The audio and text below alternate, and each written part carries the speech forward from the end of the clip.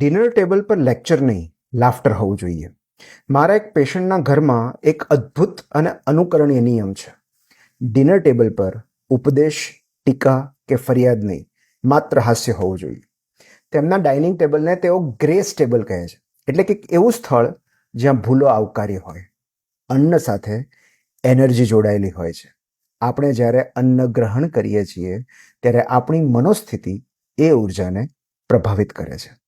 અને આમ પણ જગતમાં અનેક લોકો ભૂખ્યા સૂતા હોય ત્યારે આપણા ડિનર ટેબલ પર કૃતજ્ઞતાનો માહોલ હોવો જોઈએ, કકળાટનો નહીં.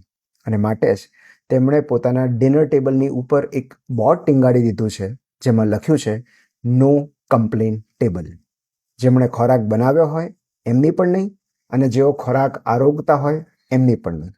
કારણ કે ઘરની એનર્જી ડાઇનિંગ ટેબલથી બદલાય છે, અને એનર્જી બદલવા માટે શબ્દો બદલવા જરૂરી છે.